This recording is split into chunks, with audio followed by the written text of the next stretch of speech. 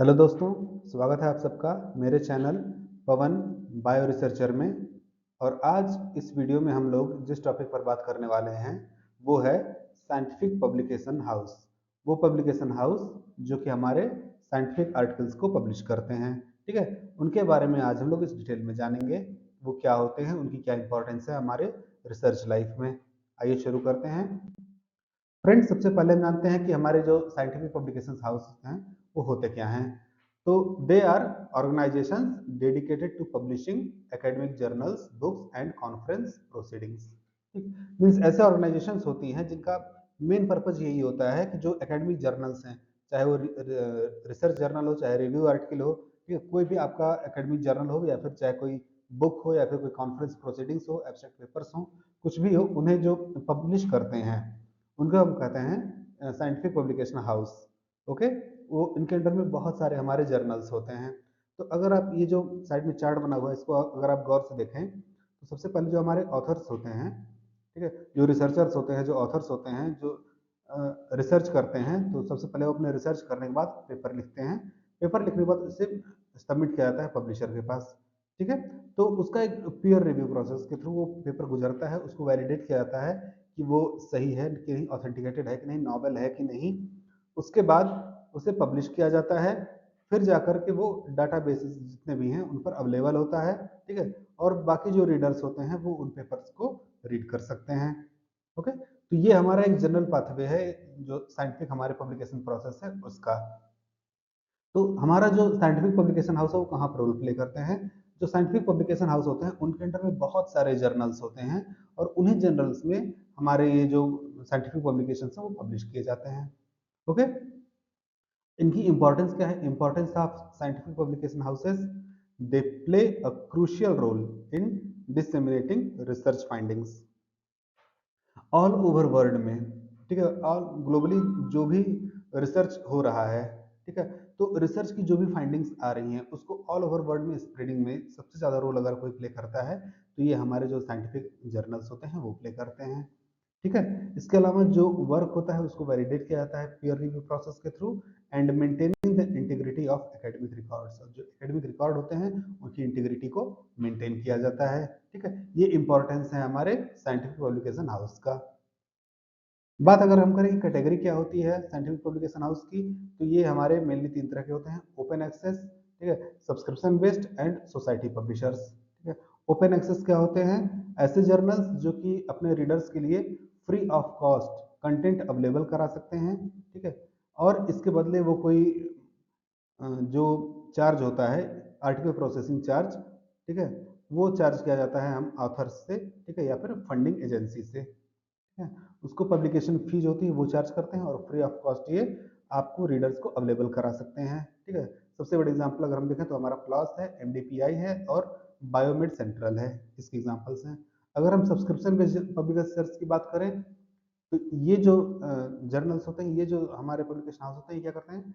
Access is limited to subscribers और institutions.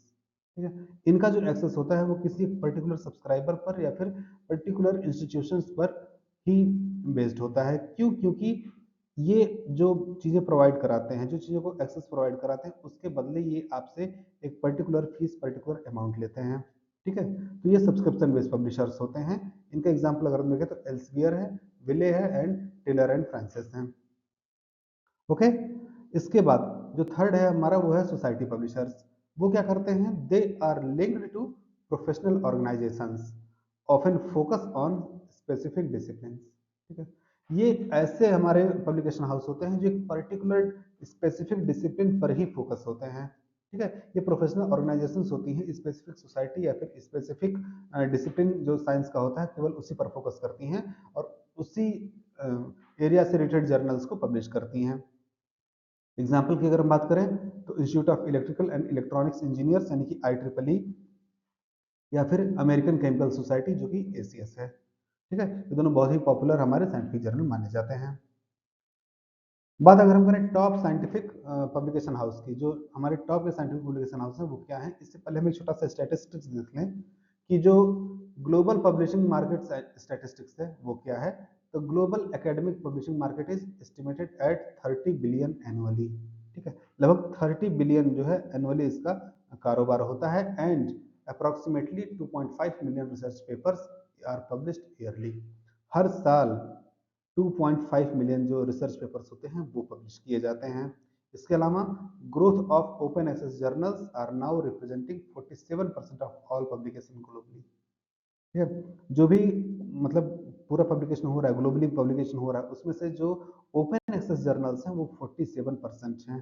ठीक है, जो अपने रीडर्स को फ्री ऑफ कॉस्ट चीज़ें अवेलेबल कराते हैं।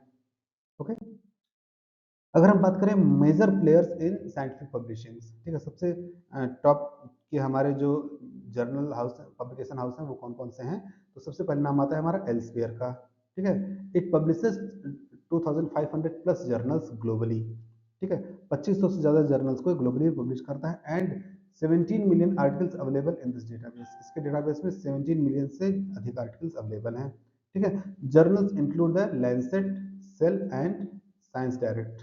ठीक है, ऐसे कई इसके जो जर्नल्स होते हैं वो लैंसेट हुआ, सेल हुआ, साइंस डायरेक्ट हुआ, और उसका एनुअल डाउनलोड है वो 1 बिलियन के अप्रॉक्स है। ओके, इससे भी ज़्यादा है। सेकंड है हमारा स्प्रिंगर नेचर, जो क्या करता है, it publishes 3000 plus journals and 13000 plus books annually. हर साल 3000 प्लस इसके जर्नल्स में और 13000 प्लस इसकी बुक्स हमारी एनुअली पब्लिश होती रहती हैं and the journals include Nature, Scientific Reports and Springer Plus. ठीक है, जो ये टॉप के हमारे जर्नल्स हैं, Nature, Scientific Reports and Springer Plus, वो इसके जर्नल्स हैं। It play active in over 120 countries. ठीक है, ऑल ओवर वर्ल्ड में 120 कंट्रीज में ये एक्टिव है। बात अगर हम करें विले ब्लैकवेल की, जो कि हमारा थर्ड टॉप है हमारा साइंटिफिक पब्लिकेशन हाउस में। It publishes 1600 plus journals and 21,000 books. इसकी भी काफ़ी अच्छी रेपुटेशन है, जो कि 1600 प्लस जर्नल्स और 21,000 बुक्स से क्रॉस पब्लिश करता है एंड इसके जो जर्नल्स होते हैं वो भी आपके काफ़ी टॉप लेवल के इसके जर्नल्स आते हैं। For example journals of polymer science, okay, and content access by 10 million researchers annually. ठीक है, जो ग्लोबली देखा जाए तो 10 मिलियन रिसर्चर्स जो होते हैं वो इसके कंटेंट्स को एक्सेस करते हैं। अगला है हमारा टेलर एंड फ्रांसिस। ठीक है, ये क्या करता है, it publishes over 2700 journals and more than 1 lakh books. ठीक है, ये भी काफ़ी ज़्यादा पॉपुलर माना जाता है and it focus on humanities, social sciences and stem discipline. ठीक है, science, technology, engineering and mathematics discipline को ये टारगेट करता है। ठीक है, and it publishes approx 1,50,000 articles yearly. ठीक है, हर साल ये करीब 1.5 लाख आर्टिकल्स को ये पब्लिश करता है। ओके, इसके आगे अगर हम बात करें, जो हमारा पांचवा है institute of electricals and electronics engineers. ठीक है, वो क्या करता है, 200 plus journals, conferences and standards. इसके 200 से ज़्यादा हमारे जर्नल्स, कॉन्फ्रेंस और स्टैंडर्ड्स हैं वो पब्लिश किए जाते हैं and content cited in over 5 lakh patents. ठीक है, लगभग 5 लाख से ज़्यादा पेटेंट जो होते हैं वो कंटेंट को साइट कर सकता है and it publishes 25% of the global research in electrical engineering and computer science. Electrical engineering में, कंप्यूटर साइंस में, ठीक है, 25% से ज़्यादा ग्लोबल रिसर्च को ये पब्लिश करता है, ये हमारा ये जर्नल। ओके फ्रेंड्स, अगर हम बात करें how to choose a right publisher, आप एक ऑथर हो, ठीक है, आपने लिख लिया, आपने अपना जो पेपर होता है, चाहे रिसर्च पेपर हो, रिव्यू आर्टिकल हो, कोई भी एक साइंटिफिक आपने पेपर लिख लिया, लेकिन अब आप जो राइट पब्लिशर है उसे कैसे चूज करोगे। ठीक है, तो सबसे पहली चीज क्या होती है, स्कोप। आपको सबसे पहले स्कोप देखना होगा। ठीक है, कि जो आपकी रिसर्च फील्ड है, जो आपके टारगेट ऑडियंस हैं, वो उस जर्नल को अलाइन करते हैं या नहीं करते हैं, पहली चीज ये। दूसरा है हमारा impact factor, that is a measure of the journals quality based on citation. Citation के बेस पे जो जर्नल की क्वालिटी होती है वो मेजर किया जाता है। तो इम्पैक्ट फैक्टर भी उस जर्नल का बहुत अच्छा होना चाहिए। इसके अलावा publication fee, that is understand whether the journal charges fee such as article processing charge और नॉट। आपको ये पता होना चाहिए कि जो जिस जर्नल में पब्लिश करने जा रहे हैं वहाँ पर चार्जेस लिए जाते हैं या फिर नहीं लिए जाते हैं। इसके अलावा रिव्यू प्रोसेस, ठीक है, check the duration and thoroughness of the peer review. ठीक है, आपको ये पता होना चाहिए कि आप जिस जर्नल में पब्लिश करना चाह रहे हो उसका जो पीयर रिव्यू प्रोसेस है वो क्या है, उसका ड्यूरेशन कितना होता है, कैसे किया जाता है। बात करें रेपुटेशन की, जो कि सबसे इंपॉर्टेंट पॉइंट है, look for the journal indexed in databases like Scopus और वेब ऑफ साइंस। ठीक है, तो जहां पर इंडेक्सिंग होती है जर्नल्स की, ठीक है, जो टॉप के हमारे इंडेक्स जर्नल्स हैं उनके बारे में और उनके रेपुटेशन को ध्यान में रखते हुए उनको टारगेट करना है, जहां पर कि आपका स्कोप हो, आपके आर्टिकल का स्कोप हो, और आपको उस पब्लिशर को, उस जर्नल को टारगेट करना है। ओके, इसके बाद अगर हम बात करें तो peer review process. Peer review process क्या होता है? Peer review process is the process by which the experts जज योर पेपर। ओके, जो एक्सपर्ट्स होते हैं वो आपका जो पेपर है उसको जज करते हैं, इवेलुएट करते हैं। तो peer review ensures the quality, validity and originality of the submitted work. ठीक है, ये इंश्योर करती है कि जो आपने वर्क सबमिट किया है उसकी में क्वालिटी है या नहीं, ठीक है, उसकी वैलिडिटी है या नहीं, या फिर जो पेपर है उसमें ओरिजिनलिटी है या नहीं है। अगर हम पीयर रिव्यू प्रोसेस की बात करें तो पीयर रिव्यू कितनी तरह का होता है? ठीक है, पहला होता है सिंगल ब्लाइंड, फिर होता है डबल ब्लाइंड, और एक होता है ओपन। सिंगल ब्लाइंड क्या होता है कि reviewers know the author's but authors don't know the reviewers. ठीक है, कि जो रिव्यूअर है वो जानते हैं कि ये लिखा किसने है, लेकिन जिसने लिखा है वो नहीं जानता कि उनका जो पेपर है उसे कौन रिव्यू दे रहा है, उसका रिव्यू कौन कर रहा है। ओके, उसके बाद आता है हमारा डबल ब्लाइंड, मीन्स दोनों ही पार्टीज, न लिखने वाला जानता है कि चेक कौन कर रहा है, इवेलुएट कौन कर रहा है, और न इवेलुएट करने वाला जानता है कि इसे लिखा किसने है। ओके, इसका बाद आते हैं हमारे ओपन रिव्यू प्रोसेस में, मतलब कि जो राइटर है, जो ऑथर है, वो भी जो हमारे रिव्यूअर है उसको जानता है, और जो रिव्यूअर है वो ऑथर को जानता है। ओके, तो दोनों तरफ से एक ट्रांसपेरेंसी रहती है। ओके, अब अगर हम बात करें कि ethical consideration in publishing articles, ठीक है, हमें क्या क्या इथिकल कंसिडरेशन रखनी चाहिए जब भी हम कोई चीज पब्लिश करने जाएं तो सबसे पहली चीज ये क्या है? प्लेजरिज्म, अवॉइड कॉपिंग और फेलिंग टू क्रेडिट रिसोर्सेज। आप कोई भी चीज, कोई भी इंफॉर्मेशन दे रहे हो, ठीक है, कोई भी ऐसी इंफॉर्मेशन दे रहे हो जो कि पहले से किसी ने दे रखी है, या किसी और की इंफॉर्मेशन आप चोरी करके पब्लिश कर रहे हो, देख कहलाता है प्लेजरिज्म। ये आपको नहीं करना है। आपको अगर किसी और का इंफॉर्मेशन पब्लिश करना है तो जिस सोर्स से आपने वो इंफॉर्मेशन लिया है उसको प्रॉपरली उसको क्रेडिट देना है, उस सोर्स को। ठीक है, इसमें अगर आप फेल हो तो वही कहलाता है प्लेजरिज्म। इसके अलावा ऑथरशिप इश्यूज, ठीक है, आपको उस जर्नल में सबसे पहले क्लियरली बताना होता है कि जो हमारे ऑथर्स हैं उनका कॉन्ट्रीब्यूशंस क्या है और उनकी रिस्पॉन्सिबिलिटीज क्या क्या हैं। ओके, वो आपको क्लियरली डिफाइन करना होता है। इसके अलावा जो प्रीडेटरी जर्नल्स हमारे होते हैं, ठीक है, प्रीडेटरी जर्नल से हमेशा बच के रहना होता है एक अच्छे रिसर्चर्स को। क्यों? क्योंकि ये क्या करते हैं? They warning signs include low quality, fast acceptance and fake impact factors. ठीक है, ये जस्ट किसी भी तरह से प्रॉफिट कमाना चाहते हैं जर्नल्स। इन्हें आपके क्वालिटी से कोई मतलब नहीं है, इन्हें आपकी वैलिडिटी से कोई मतलब नहीं है, इन्हें आपकी नॉवेल्टी से कोई मतलब नहीं है। ये जो हमारे प्रीडेटरी जर्नल हैं किसी भी तरह से आपके पैसे कमाना चाहते हैं। ओके, और ये कैसे पहचाने जा सकते हैं? इनकी क्वालिटी बहुत ही लो होती है, एक्सेप्टेंस बहुत ही फास्ट होता है, और जो इम्पैक्ट फैक्टर होता है इनका बहुत ही फेक होता है। ओके, अब अगर हम बात करें कि फ्यूचर ऑफ साइंटिफिक पब्लिकेशन, ठीक है, जो साइंटिफिक पब्लिकेशन उसका फ्यूचर क्या है?